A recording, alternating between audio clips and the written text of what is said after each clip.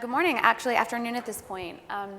So when I was asked to come and speak about the new performance marketing, I thought, yes, this is going to be the segment that everybody is so excited about. So no, performance marketing, the new performance marketing is not about cat videos on YouTube. In the original agenda, I was very nervous that I was all that stood between you folks and lunch. And I thought, well, it's better than standing between you and drinks on the Cinco de Mayo. Agenda changed, no longer applicable, so we're just going to move on.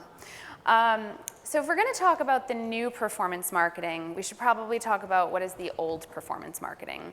And I suspect that for some of you, what I consider old is probably still relevant to you. And it's really when you think about performance media, performance marketing, it's about paid search, SEO, performance display, really anything that's going to get that person at the bottom of the funnel to click, to buy now, to make the conversion. It's going to be something that's tied to ROAS specifically.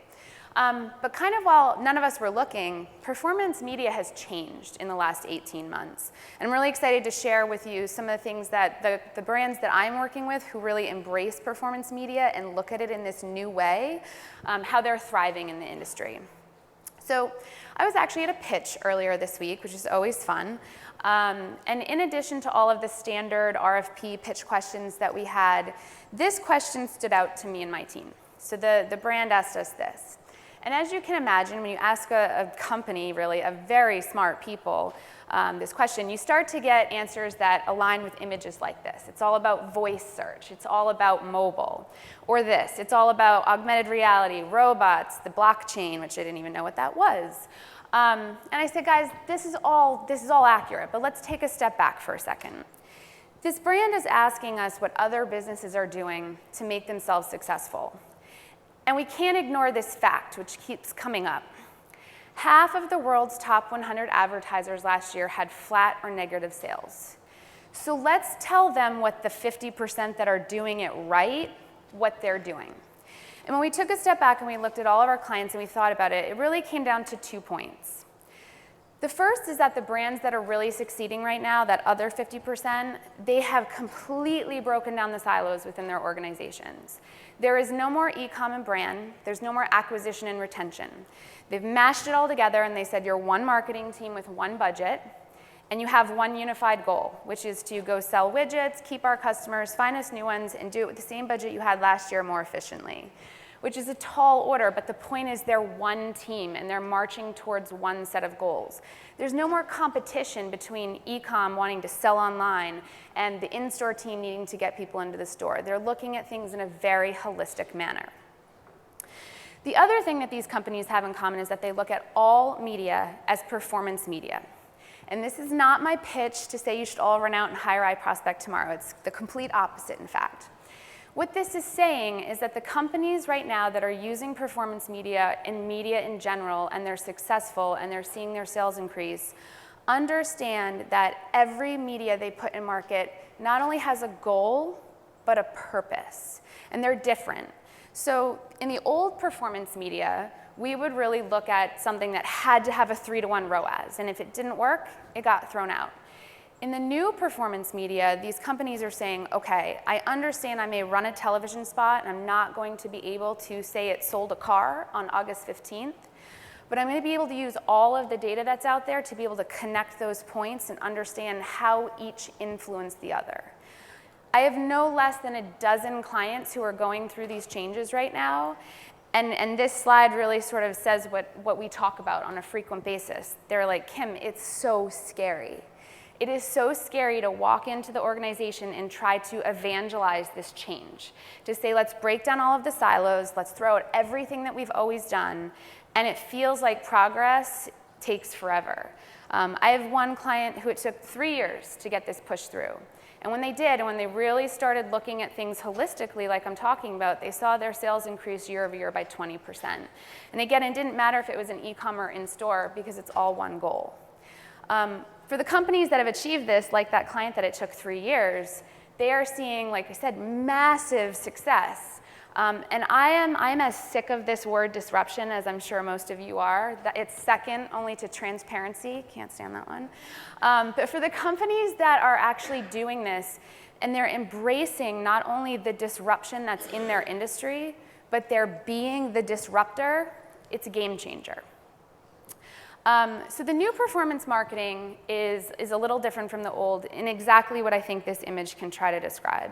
The old performance marketing is all about thinking. It's all about data. It's all about understanding to the dollar, to the penny, what any particular media drove, and when it's not hitting goal, you toss it out.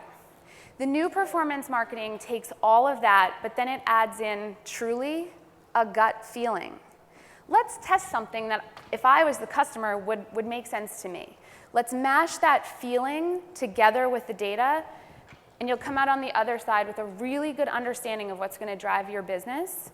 And the new performance marketing also, when you look at this model, specifically is about not ROIing yourself to death. And that's a phrase that my company has been using quite a bit lately. If you look at performance marketing in the old way and something was a $3.12 ROAS when it needed to be a $3.50 and you threw it out, you're going to ROI yourself out of business. And that's what the 50% of the companies that aren't succeeding, who had flat sales, that's what they're still doing. So I wanted to share an example, rather than just talk at you for 10 minutes, that I think really sort of shows very well a company that has embraced this new culture. I didn't know I'd be coming right after Jeep, so once again, the agenda is just working for me today. But 10, 12 years ago, I think we all remember, we didn't know if there would be a GM today. And when they came out of bankruptcy, they knew that they had to completely throw out everything that they'd ever done, throw out the legacy and really say, we were comfortable here, but to win, we have to be here. So they made a commitment to really being agile, to looking at things differently, to being bold, and to being brave. And this video I'm going to show you is something that never would have happened 10 years ago. We brought them a program 17 days before it needed to launch, and we knew that while it was grounded in social media, which they do see as a performance channel, there were a lot of other things that needed to feed into it to push it out into social. We said, we're not going to be able to tell you if this event over here is going to sell you a car on August 15th, but we're going to be able to tell you overall that you invested X dollars and you sold cars. So I'm just going to play the video. Good morning. People think they know Chevrolet. Old, outdated, stuck in the past. On April 1st, 2015, iProspect and Chevy shattered this perception. The engagement hinged on this one day, harnessing the power of real-time social media to engage with people in a series of major moments. Today is April Fool's Day, but instead of screwing with people, our friends at Chevy have decided to turn April 1st into what they call the best day ever. So they spent today, the whole day, surprising people all across America with nice things. The day included 12,000 different surprises across 35 states, supported by a series of videos and culminating with an 8-hour live stream. We built brand equity with Best Day Ever messaging, and by driving users to the YouTube live stream and to the Shattering Perceptions content. By tapping into real-time content, conversations, and hashtags across social media, we made countless on-the-fly optimizations. On Twitter, we spoke to real people with authenticity using organic and paid social. We knew who the influencers were and used their handles to insert Chevy into real conversations at the right time. On Facebook, we promoted a mix of Chevy's Shattering Perceptions videos and events featuring celebrities for scale. The results? The highest traffic ever to Chevy.com. A tweet every 1.4 seconds. 26 million video views.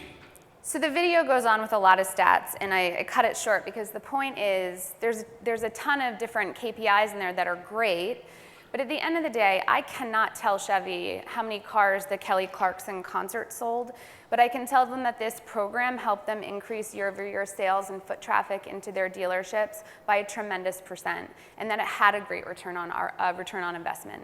And like I said, this is a way of life for GM. This is not just a one-time thing now. This is an example, obviously, of a tribute that they had out in market the day that Prince passed away. And a lot of brands did this. But I ask those of you who are in the room who are here from a brand, would you be able to get something like this into market not only that same day in social media, but are you prepared to get it into print the next day? Because GM is. And that's why they're thriving. And it goes back to that disruption. If you're not prepared to be the disruptor and to be agile and bold and brave and make fast decisions, that 50% that's not working is only going to keep rising. So in conclusion, when we think about the new performance media for us, it is about, like I said, don't ROI yourself to death. Look at all of your media holistically, understand that it all has a purpose, it all has a place working together, and hopefully we can start to get that 50% down much lower. Thank you.